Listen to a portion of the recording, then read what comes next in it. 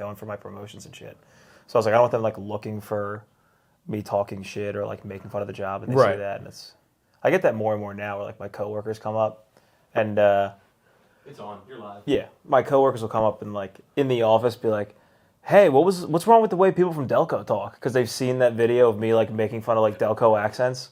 Right. Like they come up to me with the same accent of like, "Yeah, what's up with the Delco thing? You got a problem with the way we talk?" Yeah, and you I'm don't like, know nothing about us, dude. I'm like, "Do you want me to record and play it back to you, dude?" My pop-up's mama was one of the founding people from Delaware County. Oh, speaking of my pop-up, R.I.P. The man's gone. Oh, you lost the pop? Yeah, the guy's gone. Was it a good run? It was a run. Like, no, 43 years old. It was crazy. Great. Two things I can't talk about the side of the podcast is my grandfather dying and my job.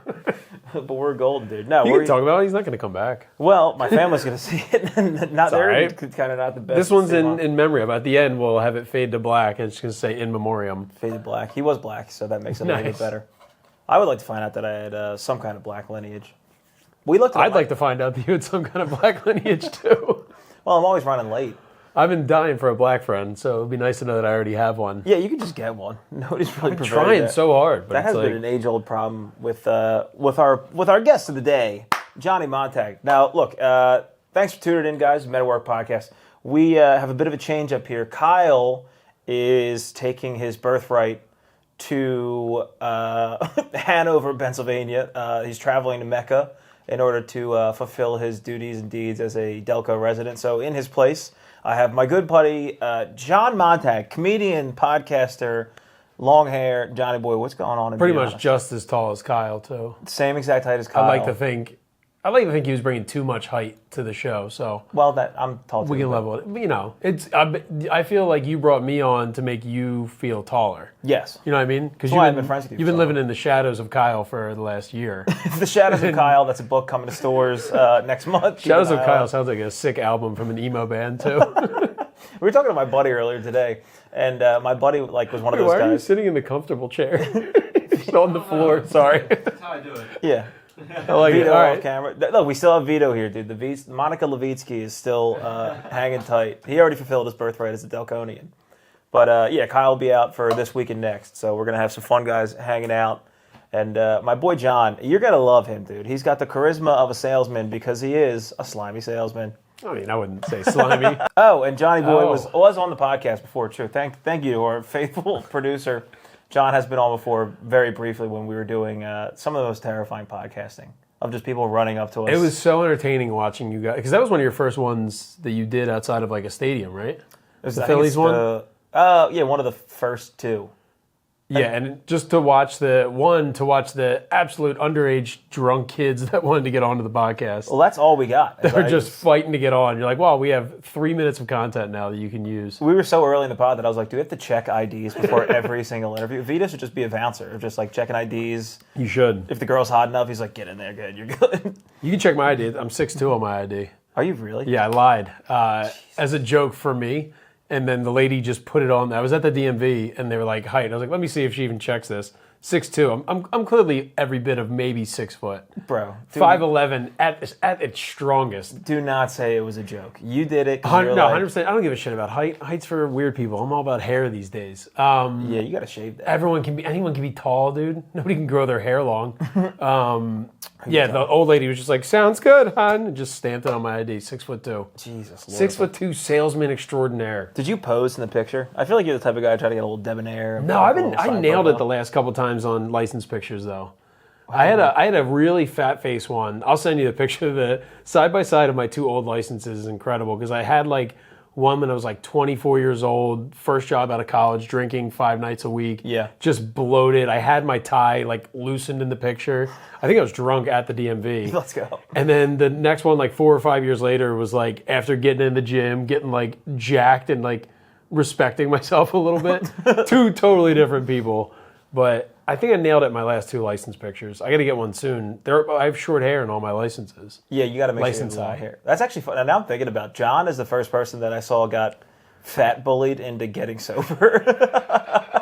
One comedian at a roast called him a little chub. By the way, he called him a compliment. He called him a chubby Ken.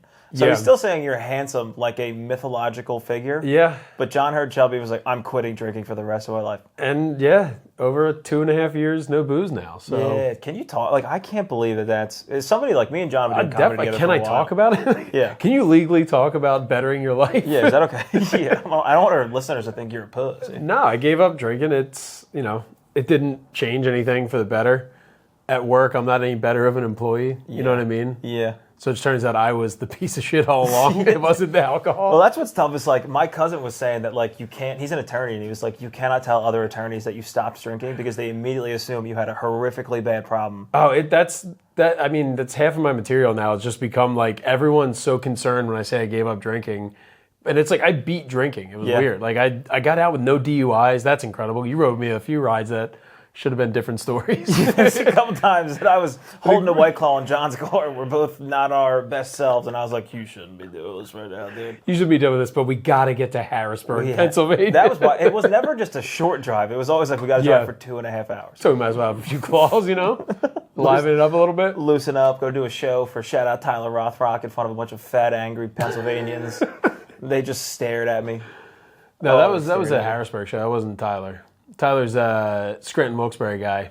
Oh, well, we went out there too, yeah. Different direction. Yeah, you're right, though. We did go that way. Yeah, but like the sober thing, like being in sales, I feel like you guys got to schmooze by being like, hey, we'll have a couple cocktails So in the game. it used to be that way because I used to do really high-end sales for med device. Yeah. And that was like take surgeons out to dinner, get them a steak, get them a good drink, like drinking with the guys after being at the hospital all day kind of thing. Like that one was a lot of booze. Now working remote made being a sales rep and not having to be an alcoholic so much easier. Because it is like, there's so many people I've seen though on calls where I'm like, it's Friday. I'm like, that guy's half in the bag. Yes. So like, it definitely has cut it out, but I do have to travel and like go to stuff every once in a while. So it's like, I have to fake drink almost. Like I have to not fake drink, but like, in my mind, I have to be like, all right, how loose would I be right now 3 drinks in? Yes. Kind of thing. Yeah. And then it just ends up being me awkward in a corner, not talking to anybody, going back to my room early and just going to sleep. Yeah, but that's got to be the thing. It's probably better because if I've always thought about like, when you've told me the salesman stories, I'm like, if I took somebody on like a sales business meeting to like go get dinner and drinks, guy or girl, by the end, I'd be like, are we going to fuck? Yeah. Well, that was always the thing. Like, I always made sure when I had the med device job, I would bring like groups of people. Yeah. Because I was like, I don't want this to be weird. If it was like a big time surgeon or something, I'd go out to like a good dinner. But like, we would throw like educational dinners. It's all loophole stuff. They're like, the government outlawed us being able to just give surgeons and doctors like, they were basically like in the early 90s, they were taking doctors to Hawaii for like golf trips. Yeah. And then on the flight back, they'd be like, here, hold this medical device so that we can say that we tried to sell you it. Like, blah, blah, blah, to like check a box, basically. Oh, is it really like It that used to be slimy that way. where you're just like, I'm taking you out just so you pick up product? Like, there's no... So it would, no, I mean, I will say, like, I worked with orthopedic surgeons, and they'll always do what is best for the patient. Like, and most companies, all their products are almost the same thing. There's just little nuances that are different in each. Yeah. So, like, you would take a surgeon, this is, again, like back in the early 90s, I would hear stories about, they're like, oh, I heard a company, it took like 10 surgeons to Wyoming and they went like on a ranch and hunted and everything. Jesus. And then when they flew him back, he agreed to use more of their product, basically. So that's why the government came in and put the Sunshine Act into effect. Why they make it so beautiful, dude? It's so beautiful, but it also sounds like racist kind of for some reason. Like, What? you know, like sundown towns? That's a whole nother thing you can get into. Whoa, it's a whole other bag of hammers. Sundown, oh, this is all over the internet right now. So like sundown towns are towns that like no longer let black people live there. They still don't let black people live there. There's like these ones scattered all over the country. Was it Haddonfield, New Jersey? Yeah, pretty much.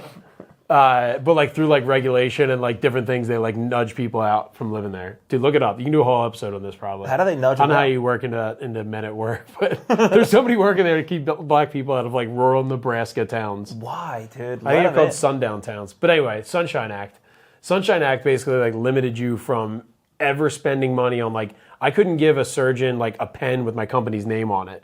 Because if my competitor saw it, he could then call this like anonymous hotline and just be like, yo, I saw John give Dr. So-and-so like free blah, blah, blah for like no reason. So then there was always loopholes where it was like you had to give, if I wanted to take people out to a dinner, it would also be like an educational thing. So like residents who were doctors that were learning how to become surgeons, I'd take them out and they would get to just like practice with the instrumentation and everything at like, I would get like a Buca de Beppo or somewhere random like that. Is that the name of the doctor? Yeah, Dr. Buca de Dr. Beppo. Buca de Beppo Great Patel. orthopedic surgeon. Did my knees. But I would like have to take them out, rent out like a whole banquet room at a restaurant and set up, they're called saw bones. So it's these big fake bones, and just let these residents just drill and saw into these things and just butcher them like absolute animals. And then on top of that, it would be like drinks and dinner and everything. Yeah. So because it was educational, it wasn't me just buying them dinner. Right. So it was like weird loopholes like that I had to tiptoe around. So it'd be like work all day, 5 days a week, and then 3 nights a week I'd have to go do that. Yeah. Where you're like, that sounds incredible. You're like, I'm just fucking tired. Like, I just want to go to bed. Yeah, of I don't want to course. drink old fashions with a smart old white guy anymore. Yeah, on a Wednesday evening. Like having a profession where it's just keeping up conversations sounds like a fucking nightmare. Now, granted, I mean, we do this podcast and we've talked to some real But it's things you want to talk about. So my thing is like I've been a sales rep for 15 years now, and I've never sold a thing I really cared about. Yeah. You know what I mean? So it's like there are like, I guess the dream jobs of like, oh, if I could sell things that I'm actually into, but then I'm like, how do you sell stand-up comedy? How do I sell podcasts? I'm like, I just have to do stand-up comedy. Dude, I just have to do podcasts. You almost sold baseball bats, which has got to be a little Jay's dream. It still is. You think I don't log on to that company's LinkedIn daily and just see if they posted more jobs? Bro, I think we dodged the bullet. If I would have seen you making like YouTube shorts and Instagram reels of you being like, this one's pure maple, and then like you trying to hit a ball. You don't understand how much that, like, I I would just call the want cops. that. I just want to talk about grain counts of a maple bat. Not really even maple anymore. The people are, I think, going back more really ash. maple. But if I could just talk baseball bats all day, dude, I'd be that happy. I'm already a pretty happy person. Dude, I would show up at your job and put you in a headlock if I saw you talking maple with another random person. Talking Maple, another good album name. Talking maple. Welcome back to Talking Maple. Good podcast. Talking maple. I don't know. But then I always worry about that. Like, if you did do something that is your thing you love, like you love thrifting and stuff like that. Yo, don't put that out there, dude. I mean, you know, They're gonna everyone think I'm knows gay or you're gay. Everyone has seen the progression of your outfit. Go back to our old podcast and watch the progression of Matt's outfits throughout the years. Gorgeous, hot, sexy, beautiful. Yeah, Pants got looser. Pants got looser. Hair got longer. I appreciate that. I respect that. I'm getting a cut tomorrow. But Shave. what were we just talking about? Yeah, do you think like you could would you like opening a store to sell secondhand stuff? No, because I'm so I'm like impressively lazy, where I could sell something that I absolutely adore and I know inside and out. And if I had to do it for 2 weeks straight, I would put a gun in my mouth in public. I can't be made to do anything. When it comes down to it, like sales is mostly just emailing people over and over again until they finally answer you. That's what I'm saying. The whole That's process. most of what my job is. The whole process is too sexy. It's sending out like follow-up emails. It's the exact opposite. It's the least sexy. If you really look at it, sales used to be like, let's go have a bourbon at lunch and then close the sale. Like everyone thinks it's like Mad Men. Yeah. But it's mostly me in sweatpants and just different polos every day. Yeah, it's sad, man. Yeah.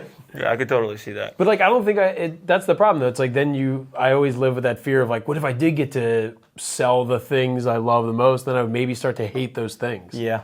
Like I almost landed a job selling for it was a big nationwide promotion company, and it would have been related to comedy. Yeah, right. So it would have been basically like selling advertising for comedy, real vaguely, but then I wonder, like, if I had to do that every day, would I start to hate comedy? Yeah. You know what I mean? Like, you just get overwhelmed by it. So yeah, you can't sell. I wonder if like Epstein got sick of like. I mean, they say do what you love, you never work a day in your life. So he lost his love for the game after a little bit. He had to have, he had to have been like, God, another plane full of kids. He had to tell. I hate to say this, and obviously Jeffrey Epstein, bad guy, and that's we'll take a public stance on that on this podcast. But at some point, he had to tell Ghislaine at one point, being like, "It just feels like a job now." Yeah. You know, the passion's not there anymore. It's not there. You know, it would be interesting numbers. They came out recently with like how many Uncrustables an NFL team will eat in a week. How many Uncrustables do you think they were going through on Epstein Island? Yo, Hello, Kyle. What are you doing? nothing. Sitting here watching the game, smoking some Thrive. Are you all alone? Who's that? Yo, pick up the phone. What's up? Yo, Cheeto, pick up the phone. Yo. What's up?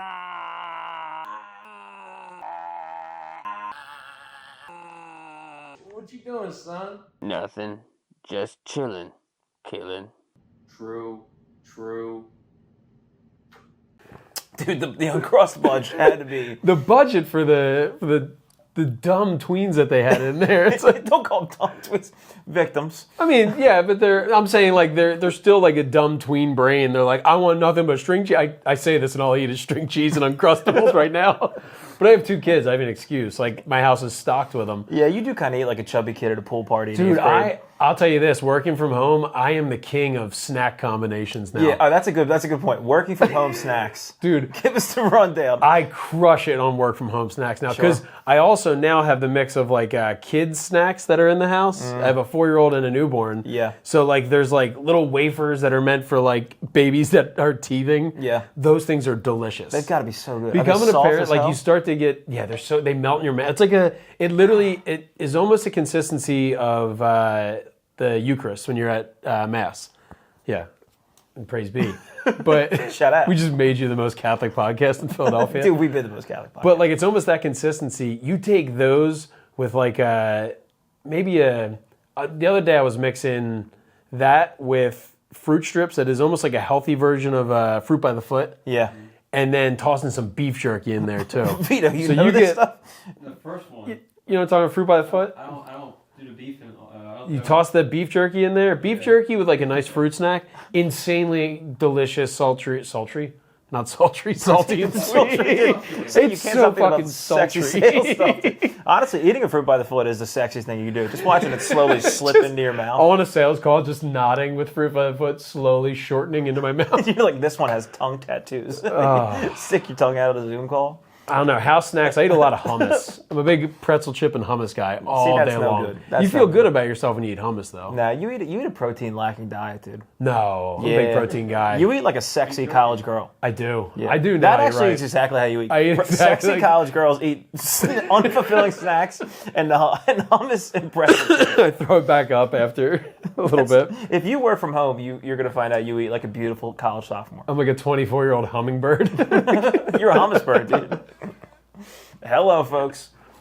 Yeah, I can't. When I work from home, dude, I would eat nuts because I wouldn't wake up officially till like 12 p.m. And then I'd be like, all right, I've really pushed back my first meal. I'll eat at 2 p.m. And it would just be like a primo hoagie. Then I would sit and feel bad for 2 hours and the workday's over. Yeah, but you've never had a good diet. You talk shit on my diet. Your diet's trash. Nah, I eat good as hell. What are you talking about? Now? Yeah, When did you start eating good? for my whole life. I eat, dude, fibers. I mean, you eat just for like eating. You eat for like nutrition. You don't eat to enjoy. No, I eat to enjoy. That's got to be new because I feel like for the longest time you were just like, I need to get something into my system.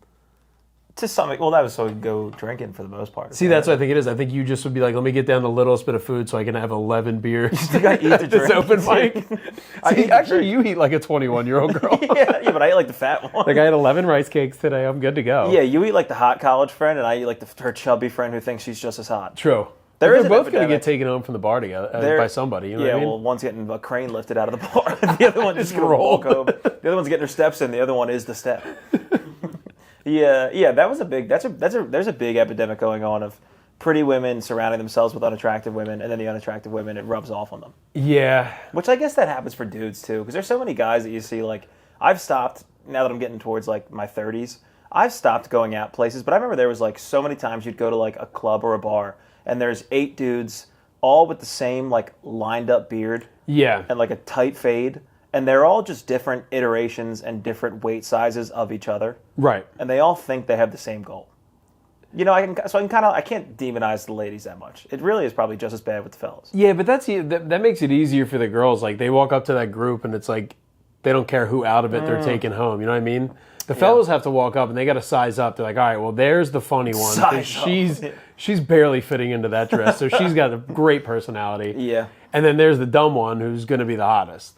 Yeah, but that's what's getting crazy is I've noticed now for like the younger generation as they're getting older into like the early 20s, the hots are now becoming smart. And it's That's pissing not. me You can't off. have that. That's not fair. That's pissing me off. That's dangerous for society. That's no good. I mean, but then that's where it comes into your profession.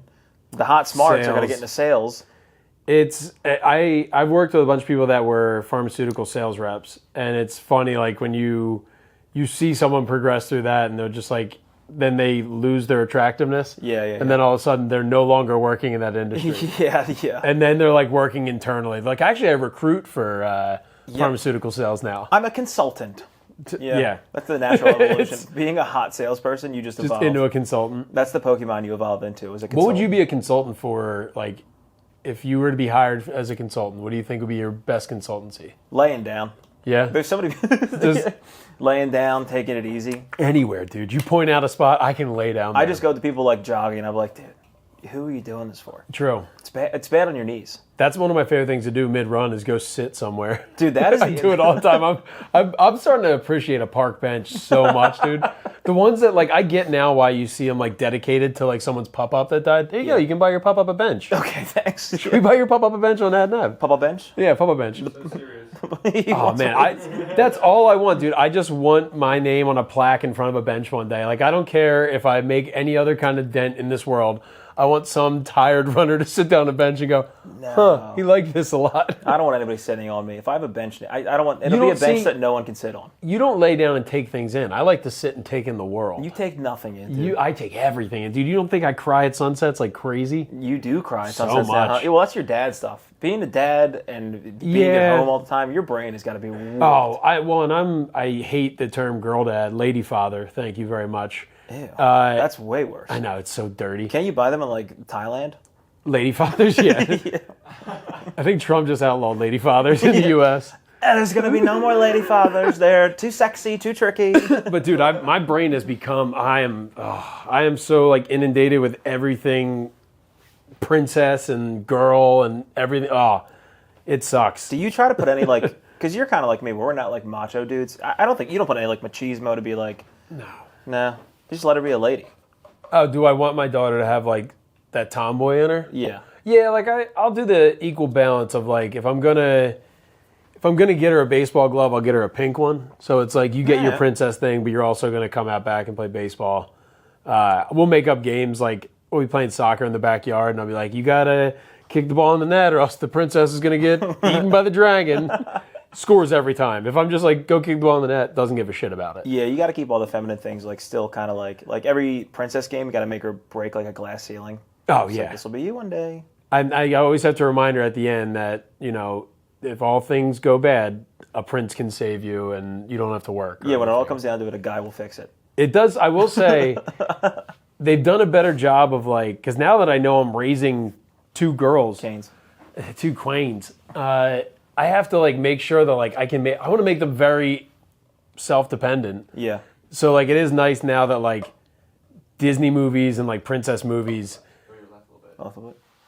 there's a lot less, finally, Jesus, you smell weird. No, I'm just What do I smell? You're good. there's a lot less Prince saves the day at the end of Disney movies now. Yeah. So it's like Moana, she fucking does everything herself, and then Maui just kind of helps out.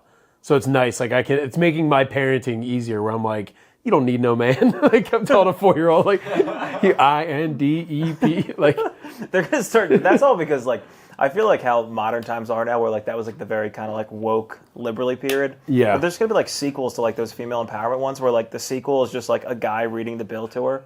It's like, did you need to buy the surfboard? Did we need the surfboard? Dude, yeah, it was cute. All I want is to raise two daughters that, like, if someone's like, yo, do you want to get something to eat? They have a place in mind. That's all I want. Yeah. Because, like, if I can make them be able to order their own food, like, I don't care about anything else. No, they have to order their own.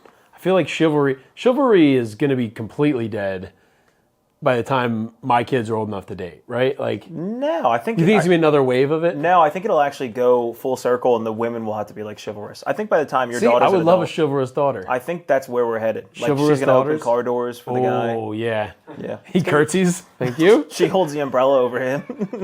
And it's not raining. I feel like looking at your relationship, you have a chivalrous Yeah, I have a girlfriend. I have a chivalrous lad of a girlfriend. Yeah, Yeah, she's very You nice. just happen to be a big and like imposing guy. Yeah, but I'm still. You're a little dainty. baby. You're I'm a very dainty dainty fella. at heart. Yeah, I have none of that. I mean, I used to get embarrassed.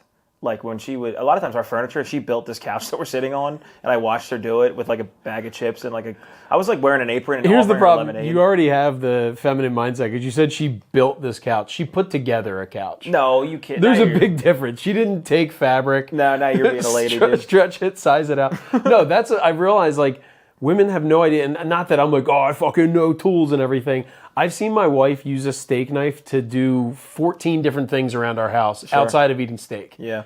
And it's just like a go-to thing where they're like, oh, this thing needs to get pried off. Let me go grab one of the good serrated steak knives. I'm like, we have a whole garage full of tools that I don't know what they're called, but they're there. I appreciate that olive branch. Yeah, that's fair. Yeah. Yeah, but there's a person I just found out that I work with, and they were on a show. It's a little on the nose. The show's called Wives with Knives. And the guy on the show, I won't say any names or anything, the guy on the show, believe it or not, got stabbed several times by his wife.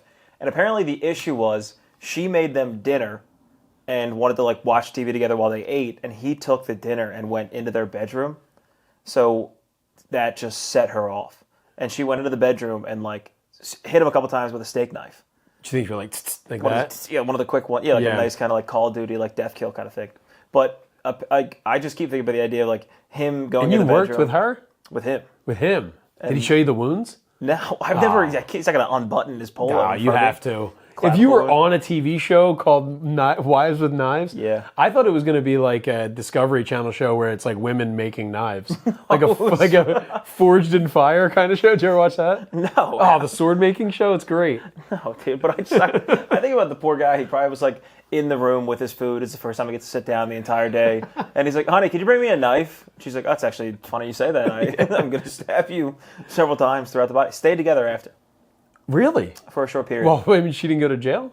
Yeah, eventually she went to jail, but I think initially he was kind of like, we can work so he was like, he was down with, like, he stayed true, held it down, as they say. Yeah, she was Puss in Boots. She came in with the blade, Antonio Banderas' voice. See, no, that's a reversal. That's a chivalrous lady. That's finally ladies taking men's jobs. It's being it is, dude. It is so degrading to have to go visit your wife in jail when she stabbed you. Yeah, but that's another thing. Unintentionally, the hottest possible thing you can do.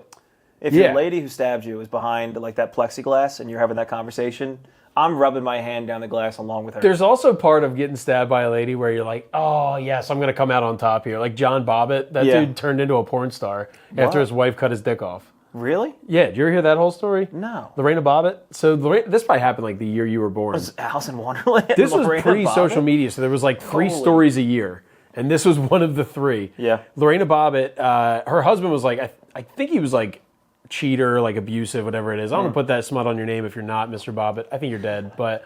Johnny Bob's. She like was just fed up with him. He came home shit-faced, like passed out. She went in and cut his dick off. Nice. And then drove away and threw it in like a field. And the police found it. Yeah. So they did like a search. They had to comb the area for this man's penis, which one tells you probably a pretty big dick. Yeah. If they were able to find it in a field. And then he gets it sewn back on and did porn later on. Good, because everybody was just like, dude, you're the victim. Yeah. Meanwhile, he's like, I'm a domestic abusive piece of shit. Like, but that was like 96. Everyone, I think it was probably mid 90s. And I think she went to jail. I don't know. She better have gone to jail. I'm trying to think if she got out and did it. I don't think she did anything. That's a beautiful movie of like the ending of the movie is like they never found the dick and then it just like grows a tree in the field. And a tree sprung from the soil. So to connect to comedy, that's the first joke I ever told because somebody told me Lorena Bobbitt jokes at school and I thought it was the best thing ever. It was like, what's your favorite soda? Slice, which was a drink. Nice. What was the other one? I can't remember all the other ones. Whatever it was, my mom heard me telling the jokes, had a friend who she's still good friends with now with the last name Bobbitt, told me that was the woman who cut the dude's penises off, aunt, then made me tell her the jokes. Oh my God. I was like, dude. 8 years old. I'm my God. Hey, there's another one about how she likes slice. Wait, you did it as a joke First as a comedian? Jokes. No, I did it as a like... little tiny guy? I was just telling the jokes to like my friend at my house and my mom overheard me saying them. And instead of being a parent that's like, don't talk about cutting penises off, she's like, I got to get you in front of an audience with this shit. Your mom's like a Jewish agent, dude. She's like, this kid's gonna be big. He's gonna be a star. Started the career. You're down in your parents' basement in the '90s wearing like a suit jacket. Oh, dude. Speaking of which, I haven't seen you probably since this. Back at Halloween, I had a kid come around trick or treating dressed as Jerry Seinfeld. Oh dear God. He's walking around like with his family, Indian fella, little Indian boy. Nice. He's walking along. He's just in a blazer, and I was like, wait, what's your costume? And he's like, hold on. What do you think I am? He reached into his pocket and it had note cards with jokes on them. And like ripped off like two pretty good, like, what's the deal with... I was like, holy shit, you're Jerry Seinfeld. He's like, you're the first person to get it. Oh my God, Jerry Seinfeld. Yeah. Yeah, that's beautiful. Jerry Sign Bob's now, right now. Sign Bob's. And then he just walked off and never saw the kid again. Wow. And he's probably walking around. He's 9 years old. He's got a 4-year-old girlfriend like Jerry did back in the day. Well, I went in to tell my wife. She was like, did you nerd out and tell him that you're a comedian? And I was like, I wanted to so bad. Dude, if you had a kid on your front stoop, that's scarier than being like, I have candy inside. I'm just like, sit down. Let me tell you about the rule of threes. So what's your wedding process like, man? All right, crowd work. You just want to ask people what they do for a job and then call them gay. What do you do for a living? You, okay. Are you guys together? How many have you had a lot of jobs? Huh? Have you had a lot of jobs in your life? Nah, I've only ever worked with my family, believe it or not. I don't know if everything about me makes that obvious, but yeah. I worked at a summer camp, and dude, working at a summer camp, that's like, talking about early jobs, like that was one of the most ridiculous things of the job doesn't feel like it matters at all because it's like a fuck off summer job, but you're actually dealing with the most important thing in a multitude of people's lives. Yeah. It's like my young child. The thing that they've created and raised to the point where they trust them enough to go off to camp. Yes. And then you're the person in charge of that life. Yes. But was it a sleepaway camp or like a day camp? No, but I would sleep during the camp. So it was a sleepaway camp for me. But I lived in the bunk. I mean, we would like go to work hungover after having like a big like work party on a Wednesday. Yeah. And like I'd be sitting in a car next to my coworkers while we're waiting to go in. Because you had to be there at 8:30. If you got there at 8:27, you sat in the car for 2 minutes. And I'd watch the people in the car next to me that I work with would just be like ripping joints before going over. We go to the work meeting. One of my favorite, my boss at the time, and she was probably like in her 30s, maybe early 40s. She was great, but she had a hard time with speaking words. She just was not so good at that. And the day before, we went to a lake. And at the lake, she taught all of us, you have to get in there. I don't care how disgusting the water is. You have to be in there with the kids. So we were like, okay, fine. We're not going to get in the water at all a single time. So the next day, she had some notes about that. She was not pumped. She was actually anti-pumped. She was deflated. She's not good with words. Great with notes, though. Great with notes. She's more of a note type of lady. Yeah. She was noticed. And we came in the next morning, and she was in like, you know, like they do this performative angriness your boss does that they have to do because their bigger boss is watching them. Right. So we're having a morning meeting with all the counselors, and she's yelling at us, and she was like, calling people out individually. It was really like, it felt like a bad loss after don't do that. That's rule number one of management. Dude, it felt like after Alabama lost to like Southern Florida or some bullshit, like a total nobody school. Yeah. And they're ringing you out after. And she was trying to say that she was so angry that she talked her husband's ear off about it the night before. But she was also trying to say that we screwed her over. So she was like, Last night I was so angry, I screwed my husband in the ear. And we were all like, what? Last night, you know how pissed off I was? I let my husband do that thing he's been begging me to do for years. She said she screwed him in the ear. She scissored his ear. It's no play. I like to think it wasn't a Freudian slip, and she just fisting her husband's ear. Well, she doubled down. And she goes, I remember right after, she goes right in the ear. So she said, I screwed him in the ear. And she could see us all kind of like descending and not really believing in her leadership any longer. So she's like, I really got to hammer this one out. And that's why, like, those jobs, I mean, that was like a real full-time job for her. For us, like I said, it was just a fuck-off job. And, I mean, dude, you want to talk about a guy who lost kids all the time. I would, like, work, take a kid to the bathroom, get sidetracked talking to, like, one of the hot moms, walk to the opposite side of the campus, and have another counselor walk my kid to me and be like, is he with you? And I'm like, yeah. And they're like, he was in the bathroom by himself for an hour and 45 minutes. Hide or seek, you were doing great, buddy. You win, dude. Yeah, you knocked it out of the park. Yeah, so not great at that. I worked a similar summer camp job where it's just like in the township I grew up in. Same thing, hungover every day. We were all 21, 20 years old. And it was like a test. Like in the morning, whoever was the least hungover had to like run dodgeball to start off. And then you'd see like one by one, each counselor like get enough energy to get up, get a dodgeball, drill a kid in the head. That's all it was. I'd be like, all right, I did my part for today. I knocked a kid's tooth out once. It was great. He ran up and we were playing... This was after you were working? You're yeah, I walked you're in ShopRite. There you go, Tyler. Remember that. Well, I forget what the name of the game was, but it was everyone that had like throw the ball was in the middle of the court, and then everyone that's like avoiding it is running around the perimeter. And there was like one little alleyway where between you probably played in like these small South Jersey gyms where it's sideline of the basketball court, and then the doors for the storage are right there. Sure. So like there's no room to run. So as soon as those kids would get in that alleyway, we'd light them up. Yep. And I saw this one kid, Tyler, chugging along. He was not the fastest of the kids. And I threw one that missed like 4 other heads and found him, hit him right in the face, knocked the tooth out. He runs over and he's like, Mr. John, I lost my tooth. Like about to cry. And I was like, you know what that means? Headshots don't count. You're still in, buddy. Like keep going. And he's blood like, dripping. oh, why? Yeah, he's just like concussed. Yeah, that was another thing. Like working, the kids that we had for the most part, they were like ages like 8 to 12. So that's like the period where you're like starting into like, whoa, girls are here. That's nuts. And a lot of times you'd like find kids, 10, 11 years old, like off to the side kissing. And I had no idea how to handle it. Because they were like, if He it's just joined in. yeah, okay, dude, don't be nasty. You're the one trying to invite a little Seinfeld into your house. Do not turn this on me. Little Seinfeld's like Little Sheldon.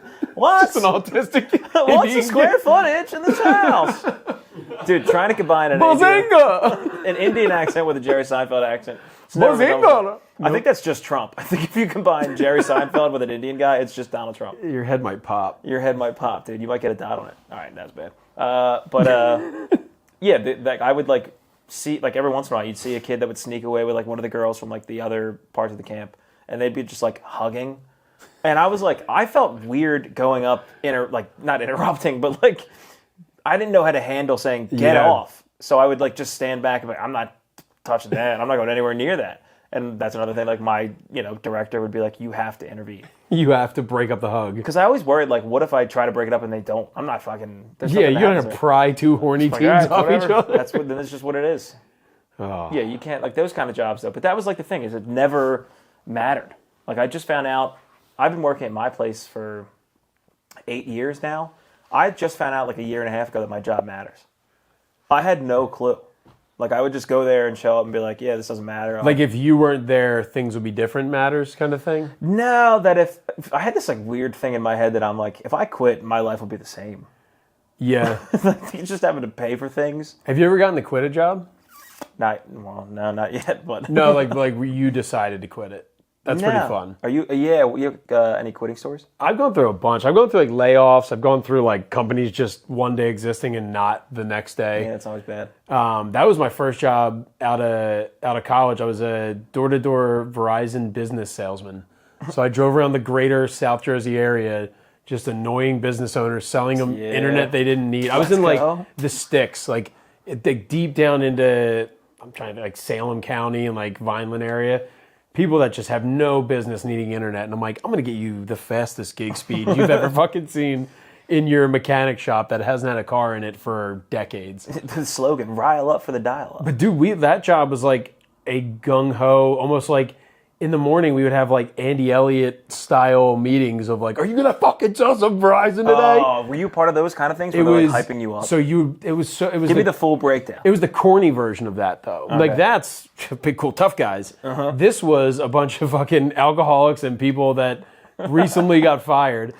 Most of us, like, college dropouts are like barely got by in college. I was on the barely got bys. And you had to report every morning at 7 a.m. to the office. We would do, like, morning meeting, which is literally, like, you'd play, like, games, almost like improv games. I was just talking about this on Big Rick's podcast, where you would have to go in and be like, we're going to role play a sales scenario right now. And like somebody would have to be talking in your ear and you would have to ignore them and like keep trying to sell the person in front of you. Like overcome that. At the end of the day, you had to hit a fucking gong if you made a sale. Like they had a bell ceremony at the end of the day. If you closed a sale, you came in and like John closed $100 worth of blah, blah, blah. Ring the cowbell. John closed $1,000. Ring the gong. And I fucking crushed it at that job. Yeah, did you really? It was just so cheesy. It was like you ham it up, you bullshit it, you're hungover every morning. Because we would do that, and then all of us would go drink together every single night. Yeah. And then again, you drive out the next day. I would go drive to like rural South Jersey town, sell. You always had to have like 2 sales a day. I'd sell 2 things early, and then go find a park and take like a 3-hour car nap. That's huge. Wake up. I ended up becoming like an assistant manager at that job. Believe it or not, one day that just place didn't exist anymore. Yeah, I can absolutely see that. I had to fire a guy when I worked. I got to fire somebody. Really? Because the owner of the company, so it was like he was like a subsidiary of somebody else, but like he was the CEO of his own little company. Yeah. He had to go back home to like Michigan area. So I was in charge for like a week. And the higher ups from Verizon just showed up one of the days. Yeah. And they were like, hey, we got to talk about employee so-and-so. And I was like, oh, God, what the fuck? Like, he hit somebody with his car. Like, he robbed somebody. Here, he was just, like, filling out fake paperwork for, like, months. Yeah. Just so he would fill it out, go home, like, take a nap, bullshit around. I was good friends with the guy, too. And they were like, well, he needs to be fired today. I was like, well, the boss isn't here. They're like, we don't care. Somebody has to do it. So I called him, and he's like, I need you to do this. So I had to go in and be like, hey, Brian, who I was like shit-faced with 8 hours ago at the bar. Oh, I was like, can you come in? We got to talk, buddy. Oh, like, my God. With the Verizon bigwigs behind me, I had to sit there at the desk and be like, anything you want to tell us today? He's just like, he immediately was like, yeah, dude, I've been fucking lying. I've faked this job for the last 5 months. I don't know how it took you guys this long to figure it out. And they were just like, do you know what this means? And it meant like somebody in bumfuck nowhere, South Jersey got an extra phone line when they weren't supposed to. So the humanity. A tech probably showed up and was like, no, cool. All right, well, I get the next 3 hours to go fuck off then. Like your entire workforce is sleeping in this yeah, they're all at the same park. Yeah. I had to fire him. And then it was almost like when he left, like those people left and I had to kind of do the final, like, all right, see you. And it was almost the attitude of like, yeah, I'll see you at the bar in like 3 hours probably. Yeah.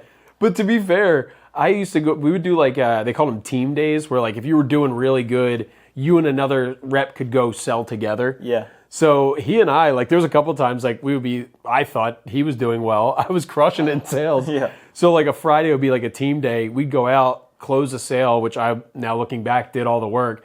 And then we would just go get a 6-pack and go to the movies and just get like hammered on a Friday afternoon at the movies. I don't like that at all. You don't like day drinking on the company dime? I'm not splitting a sixer with a guy. What films you say? Twilight? Yeah, I don't know. When was this? I'm trying to think what it would have been. It would have been. It was always like nothing, like bullshit movies. It was just something to do. It felt so cool to be like, I'm working right now. Yeah. Stealing money from your job is pretty cool. Yeah.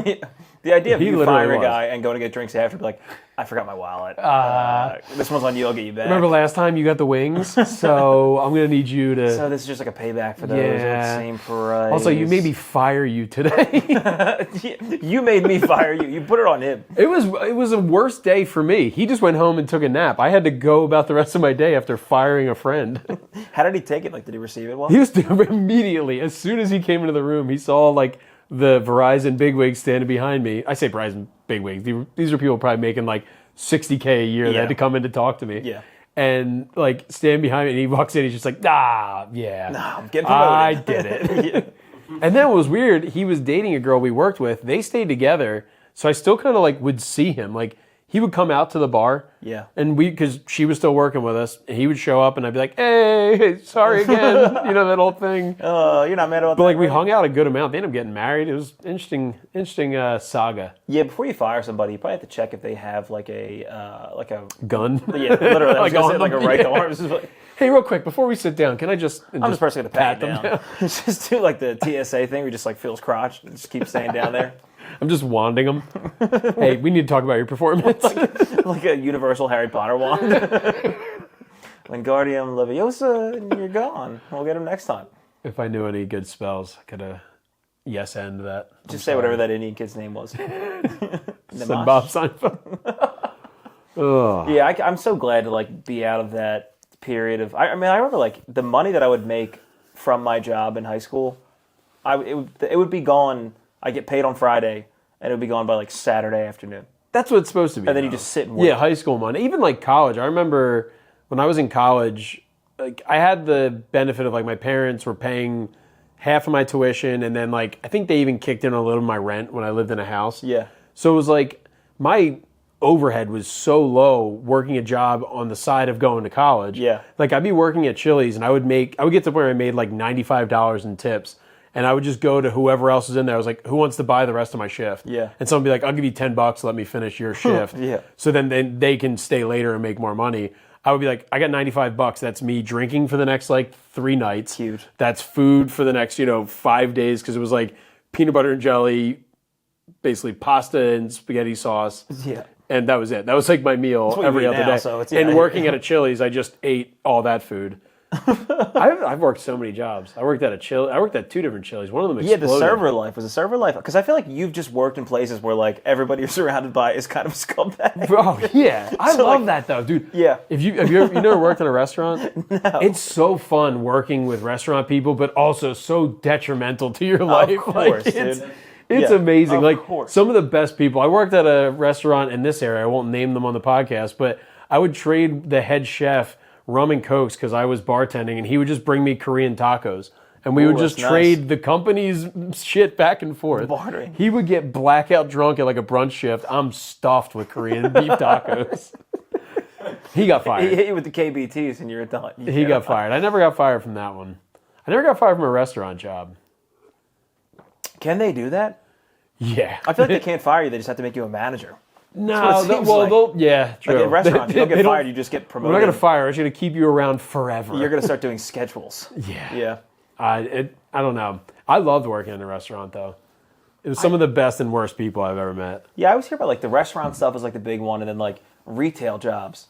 People in retail, dude, you guys got to calm down. I never did retail. Good God, they're like, I had to fold T-shirts. That's- earlier. yeah. You got to simmer down. It's not that bad.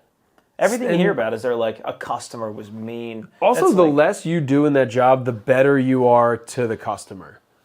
Like if you go into a What? store, so if I go into a store and somebody's like up in my face, like, let me help you out. What are you looking for? All that shit. I'll walk right out of that store. Yeah. If I walk in and like there's just a dude at the register, he's like, what's up? I'm like, not much, man. I was like, oh, I'm gonna drop like $300 in this store today because Yeah. he just was like, hi, welcome. Yeah. Like that was it. I hate when someone stays in your pocket and they're like, did you need that in a large? I'm like, actually, I'm a medium now. I'm kind of offended by that. I would watch, my dad would take me to like those like Zoomies where they'd follow you around the entire time.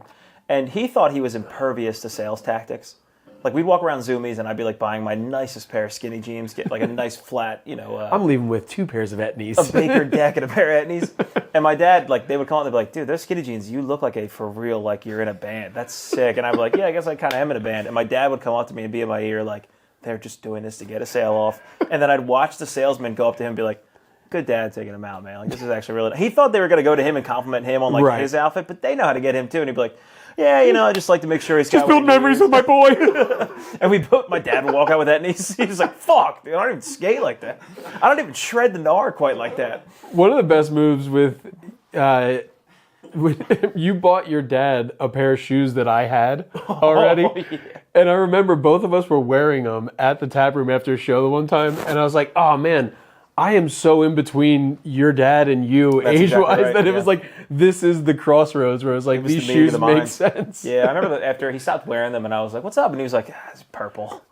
True. He hit There's me right an over. aggressive amount of purple on those. That's what buying your dad something purple. And I thought he's a big Vikings fan. I was like, he'll be into this. Is he really? Yeah. They're also very uncomfortable shoes. He hated everything Those about ones, them. they don't have the support that an aging man needs. I got him an old like 90s starter like Vikings jacket. And the minute I gave it to him, he was like, did you watch this? And I was like, yeah, for sure. Your dad being a Vikings fan makes so much sense about your allegiances to sports now. Like you just okay, like the John. Sixers, right? Yeah, I do. Okay. Yeah. What are you trying to say? You give me crud? No, you were raised by a Vikings fan. Yeah, dude, a tortured soul. A South Jersey Vikings fan. He's seen 2 games up from them probably. Yeah, and they're great games. He loved every millisecond. Big of Warren Moon guy. it. No, dude, the Dante Culpepper. Dante Culpepper. That's we grew up in a house. Nice. Yeah, my dad was tortured by, and he has no racist bone in his body. Yet. But he's working on it. He's retiring soon, and that's... Yeah, I mean, you got all that time. You're My going to dad- get into new hobbies. I'm terrified. What a hobby to get into. What have you been up to, Dad? I've been getting real racist in public. Let me get into racial genetics. Whoa. You know, sometimes at a crosswalk, Dad, all right, calm down. I mean, they're so fast when they're out there running. He's ripping a hot five. You know they got He's also wearing a suit jacket. Introduced to the Patel. The Patel, he opens for him. Dave Patel. Hot cross Dunkin' Donuts. It took us a good hour and a half to get to it, but we got to Dave Patel. Oh, God. What other Indian comics names? Let's riff on this one. Yeah, well, I mean, none of them are funny. Nissan Minaj or whatever his name is. God, that's a tough watch. But, no, my dad, he's... Joe Schindler's List. That's just a different one. Okay, nice. You thought that was funny? But, no, my dad worries me about retiring because he's starting already to get into, like, Ancient Aliens. And, like, he just peppers it into conversation normally now. It's so fun watching older generations get into stuff that people were into 20 years ago. You know what I mean? Well, that's my mom being a liberal now. Yeah. She hits me with stuff. She's like, she you hit realize late-stage white lib. guys had it easier? And I'm like, yeah, dumbass. Mom, you would have crushed it 6 years ago. My mom is a like a Hillary Clinton liberal, where I'm like, you're like 9 years Mom's behind. gay? Your mom's with a pedophile. Oh, your dad's a lesbian. I get it now. Do not call Bill Clinton a lesbian. That is the one thing we do not stand for on this podcast. But no, like my dad is like, he scares the shit out of me because he talks about, I don't know what I'm gonna do with my free time when I retire. I'll have to find ways to fill the time, and like then we'll be talking about stuff. And he's like, the pyramids in Mexico were there before Egypt. Who do you think built those? I love that. Yeah, you're like, I don't know, Dad, you could just volunteer at an animal shelter instead of this. Anything else. All the logic that like people like that get into, where they're like, they can't conceive that slave labor built the pyramids. So they're like, they don't go past the next point of like, maybe it wasn't this form of architecture. It had to have been extraterrestrials. And I'm like, Dad, everything else you think about in life, it's much more pragmatic. Right. But for whatever reason, you skipped 37 steps and you're like, gotta be the aliens. Well, I also love, too, where they're like, that they were making cuts that modern-day carpenters couldn't even make. And I was like, yeah, because modern-day carpenters are shit-faced by 11:30. Like, modern-day carpenters are not the actual it wasn't the Anunnaki. It was the smartest of Egyptian people making the cut. Because there's nothing else to put, like, intelligence towards. They were like, we should make this thing pretty sick. Yeah, people can't conceive of. Also, everyone talks about how great the pyramids are. If you look at like real pictures of them, they look so shitty. Fuck the pyramids. Fuck the pyramids. What a fucking waste. For real, fuck the pyramids. Yeah, dude. we're here. Yeah, we stand on business when we say fuck the pyramids. Dude, people got mad that they built a Burger King near the pyramids. I'm like, finally, some nice architecture. Dude, build one in the pyramid. Fuck building it near it. Finally, I can have something my way over there. Connect the pyramids with golden arches, dude. Let's do it. BK, more like the Burger King Pharaoh. Okay, yeah, not my best. Yeah, that whole thing makes no sense to me. But I mean, I can understand that, like, he gets into, like, the whole thing where he's like, you realize that the aliens came to the planet to mate with us when we were primates. I'm like, Dad, please just build a model train set. Yeah, Dad, stop listening to Joe Rogan. Another thing he got into, don't introduce him to Rogan. He'll lose his fucking mind. Hell, he'd hate Rogan. You think so? Because he'd watch an hour of the Joe Rogan podcast and be like, so they're not going to eat scorpions or anything? They're just going to sit there and talk? He's still Fear Factor Rogan. When does the bull semen come in? Is that... Oh, I got to subscribe to the Patreon for that. Okay. Yeah, that's on Protect Our Parks. That's going on. It is weird, like, watching... My mom... I tried to help my mom cancel YouTube TV the other day. And she hit me with the sentence. I was like, well, what, like, email did what email did you use? She goes... I don't know. It was my email that's on the TV. Yeah. And my email that is on the TV, I was just like, I'm going to have to put you in a home soon. This is sad now. Like, this just got really depressing for me. It really does shut them down, though. Like, but it's like that generation was sold this, like, dream of, like, work your ass off, you'll get to retire, but then they never told them what the fuck to do when they retire. Yeah. Because some of them have the money to be like, well, we're going to Florida, or we're going to get into hobbies. It's like some people retire with just enough money to, like, continue to exist. Yeah. You know what I mean? Without having to work. So it's like, those are the people that you see standing out front of a Wawa for 6 hours a day, just talking to people weird. You're like, you just need a thing. Yeah, that's it. I could totally see my dad being the guy eating lunch on the Wawa trash can out front. Oh, and, you think he's a leaner? Yeah, he's a leaner. Yeah. He'll go in there with like that new buffalo chicken salad sandwich. And he'll like people are just trying to walk in to get a coffee at 8 in the morning. He'd be like, "Fucking aliens built the pyramids, and you know it." They're just tossing change at him. They're assuming he's begging.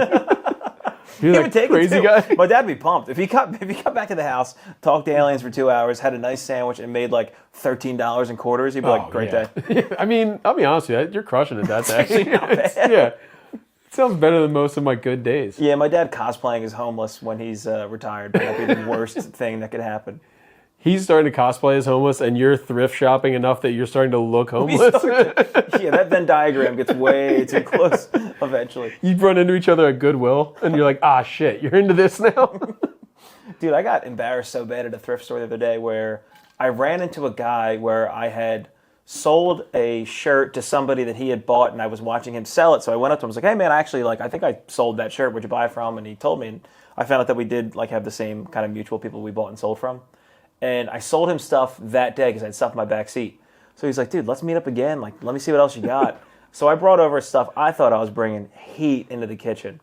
And the embarrassment you feel when an actual professional buyer and reseller is looking through your stuff, and he calls them, and I quote, shitters. Yeah. I got so embarrassed I gave him stuff for free. Really? He was like, "I don't even want these." I was like, "Please take it. I wasted your time, man." And he was like, "Dude, I don't want this." See, I'm going to set them on fire as soon as you leave this place. It's going to be for Tinder, dude. So, yeah, he invited you in not knowing you were just a hobbyist. I'm a hobbyist. Yeah, I'm a hobbyist. He's a lobbyist. Yeah, You should have met him at the Hobby Lobby. Just, John, get in there. I'll kill you with the gun. Dude, get to a Hobby Lobby or a Joann Fabrics right away. They're Yeah. some of the best places on earth. That's where I think my retirement is just going to be walking around at Joann Fabrics. Yeah. Going, oh, you saw that here too? Joann Fabrics really sounds like a lesbian full name. It really is. I have a bit about it too, where I was like, why is every woman that works in Joann Fabrics look like your name is Joanne? Joann and Diane Fabrics are both like bank executives. You're Joann nice at Fabrics. Joann Fabrics. You were talking about didn't you cry at Joann Fabrics or something like that?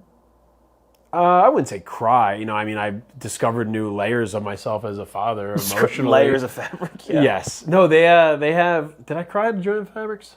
You had an experience. You had an experience at Joann Fabrics. I think I mixed. I was also blending two jokes together where I was talking about crying at Sunsets and crying at Joann Fabrics also. I think I did cry at one. I had some weird times there. My poor mom, she would cry at an AC Moore. Did you ever as a kid where, and it's kind of like played out now, but it is true, where like it'd be the day before a science project and it's 9 p.m. The science project's due at 8 o'clock the next morning. And you're like, "Mom, I need a trifold." Yeah. The trifold industry, if Trump's going to regulate any industry. Yeah, I think schools were just propped up by big trifold. Big trifold. Big trifold. I remember my mom making me reuse the trifolds. Dude, do or do not, there is no trifold. I used to get sweet. So my mom owned a hair salon for most of my childhood. Oh, yeah. That was my first job, sweeping hair. Sweeping hair and flirting with 47-year-old ladies. Kind of my passion project.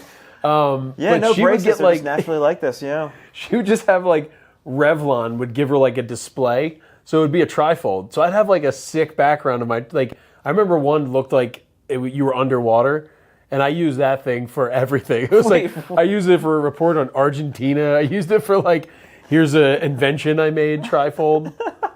Are we talking about the same thing, like the big poster board? Yeah, of course. Yeah, the big they were literally a trifold. I had a Revlon one. A Revlon trifold? Revlon trifold. That sounds like another great indie band name. The Sundown Towns. They're trying to keep the Revlon trifolds. They're opening for Revlon trifold. I had hair care products out the wazoo. That was a fun job. I used to ride my bike over there, clean hair off of chairs. I would steal Playboy magazines from there. Ew, dude, ew. We talked about that on That Rules before. It was because it was like a hair salon. They would just send it there, assuming it was they send out all those magazines to like barbershops and hair salons for free. Yeah. So that you would look at them and then be like, I need a subscription. So they would send all the magazines to my mom's shop, and they would still send Playboys and shit. Oh. And they would talk, or I would get the mail and be like, "Oh, can you believe this?" I'd be stashing it in my jacket. Yeah. Stashing it in my jacket was another good indie band. The haircut industry, I used to be a big, the hair cuttery. And I remember the one time I went there and it was a last minute haircut. And they were all booked up. I went for a walk-in. And there was a girl who was the receptionist, and I could tell that she was like an intern. She doesn't really cut hair that much. And they were like, "What do you want?" They asked me first, "What do you want?" And I was She's an apprentice. Yeah, literally. I think she just was the electrician. She even worked there. But they asked what I wanted, and I was like, I just want like a fade and then just like short up top. And they told her like, yeah, you can do that. Just take it back and you do it. And she was like, okay. Having a panic attack So on you? I'm watching her cut my hair, like hands trembling as she's going over. And every couple cuts, she'd be like, is that good? Which I was like, you sound like me when I have sex. Like it's like the entire time, I'm like, is this okay? It's not you, it's me. And the whole time she's like, I'm gonna look like a fucking idiot after this. I swear this never happens. I'm so sorry. It smells the whole time. Yeah. So I got to be the guinea pig at my mom's salon because like anytime like there was a new hairdresser that was the nervous one, they were like, well, she's got to get used to cutting someone's hair. So they would have that woman fuck my hair up. Yeah. And then my mom would be like, I'll just buzz it all off. You're fine. Like, so she would try to give me like a bowl cut, just botch it. And then the next day in school, I was totally buzzed head with like my baseball numbers shaved in the back of my head. That's pretty tough. That was pretty sweet. I had unlimited back of the head shaved in things. I don't like that. I remember my at all. buddy the one time, my mom had like the stencils for it, like Yeah. to shave stuff in. And she would like, oh yeah, you can pick one out. And I would do like lightning bolts, all the cool ones. And my buddy took the Playboy bunny the one time and he was like, I want this one. Yeah. And we were too young to know what it was. And she was like, well, I don't think your mom's going to like that one. He goes, no, Easter's coming up. She's going to love it. So my mom shaved the Playboy bunny in the back of my very religious friend's head and sent him home for fucking Easter. Shout out to you, Mary Kay. My God. What a broad. No, I can't believe I haven't told this story on the podcast before. My cousin told me that he had a best friend, like my cousin's probably around your age. He had a best friend that was the same thing. They'd all get like their numbers shaved in their heads and like get the big designs. I swear to God, this is a totally true story.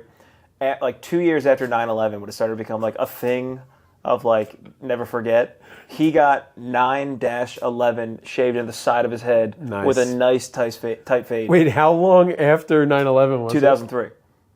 2 years after 9/11 he did it? refused to forget. What a patriot. He was never going to forget. And then like they went to school and they were like, is that like, because it wasn't popularized yet. You could get like a whole mural. So like he had like first tower going down here and then the second tower and then like the Pentagon on the side. Mr. President, the second plane is at the type crop. Yeah. Well, I guess that's